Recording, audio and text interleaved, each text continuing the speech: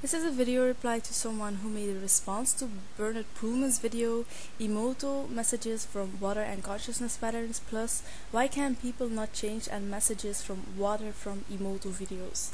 The person starts off by saying this. Masaru Emoto's research proved that the pre-programmed patterns can be very easily changed.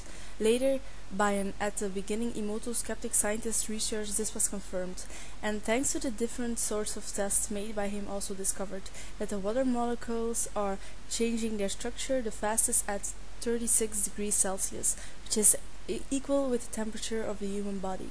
This gives the best imaginable opportunity to change ourselves positively or negatively.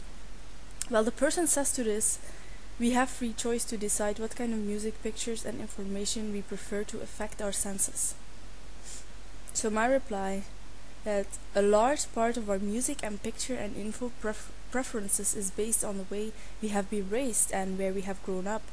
A religious person will often dig religious, gospel music and pictures and info. A spiritual person will often like spiritual pictures and music and info, etc.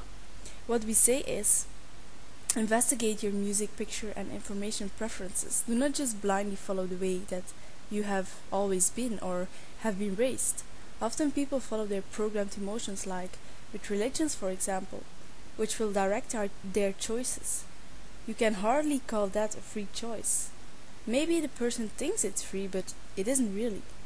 Same as a child born in a criminal environment did not become a child criminal with his free choice.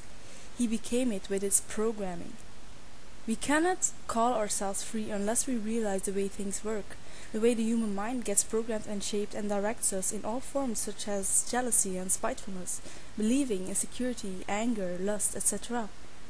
So always do a self-honesty check and see the consequences of who you are and if this can work in a world best for all. I mean, literally, what is best for the common good in facts, thus, for example, spitefulness, is clearly not. The next quote. We have free will to decide whether we watch TV news with negativity and stress ourselves to the point where false messiahs can take advantage of us by promising the best for all, which implies giving up our own understanding and blindly accept and obey all what he says, giving up our freedom of mind by accepting such things never existed and giving the control over our thoughts and feelings to an unchallengeable authority of a self-projected sage with answers and solutions to all the problems in the world with different words to a cult leader. Again, as I explained, this is no free choice but programmed choice. Maybe people throw in the free speech bomb because it has been repeated so many times in history and people just accept it without looking at it for themselves. Same as the Christian religion, where religious people do and did with saying, you have free choice to choose for God, and if you deny him with your free choice you go to hell. So don't just take things for normal just because this is what you are used to. Destiny is not about giving up your own understanding and blindly obeying and accepting. That is the opposite of what we stand for. We have to begin to develop our understanding, research, not just accept and justify the human abusive nature, certainly not obeying and accepting, because that is what you are currently doing. Obeying and accepting the way you and others are programmed to follow your feelings and emotions blindly and your thoughts, thinking it is your free choice. It is not. Born in various different countries, you would be another person, with other preferences and choices. Thus it is up to each of us all, from different countries, to be self-honest and investigate life and who we are. Freedom of mind is a myth. This is so obvious and everywhere, and maybe that is why some people fail to see it. Just trace back through your own history and see what made you you, and why you would accept this blindly. I'm going to give an example to make this clear. A child is born in a racist family and network, who believe in white supremacy and use all kinds of info and beliefs to back this up. The child has been raised in this since his birth, and it shapes him. He copies the parents' behavior and words, because that's what children do. They see and they copy. Also in the newspapers, the child is faced with news about foreigners causing trouble, and all kinds of negative things, because that is what the media is all about, showing the bad news and rarely the good. Then rotten apples always stick out.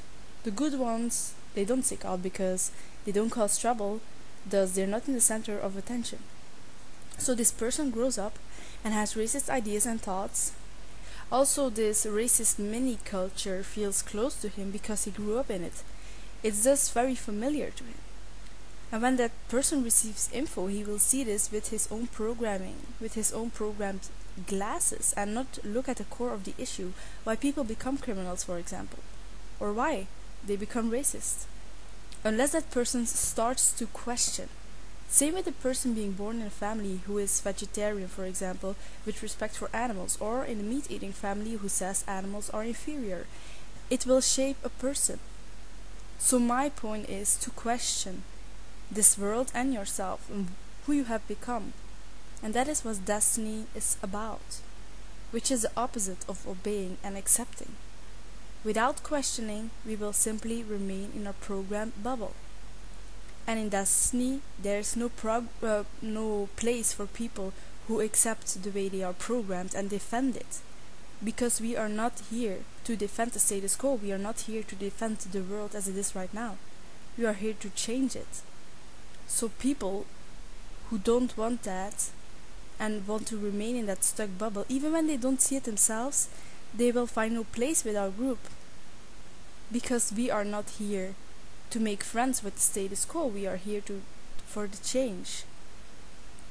And the water Emoto videos from Destiny are very cool, and I suggest to really investigate these things for yourself instead of drawing conclusions on others based on limited understanding about them or what they stand for. So if who we are is changed, well, wait, I'm going to rephrase this. When who we are can be, when the water in us can be altered by various emotions, this shapes us, and this shows in every aspect of our life. How easily we are shaped by our emotions and pushed in a certain direction.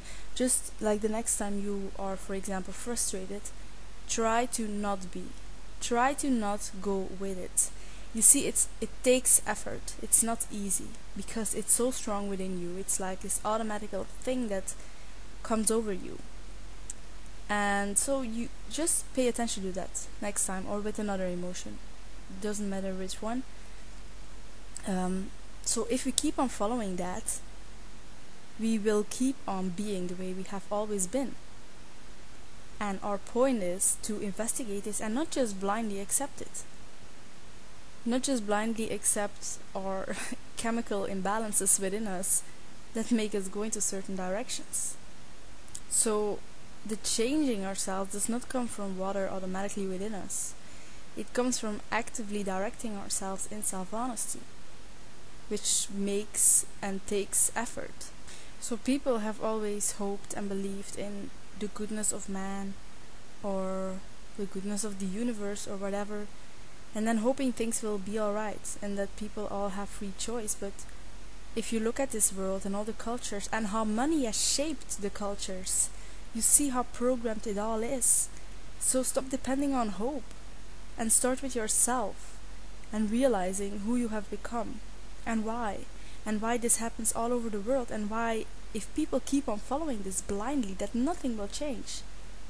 That we really have to open our eyes and start changing ourselves and creating a basic platform for people to realize these things, because so much information about things are hidden from people.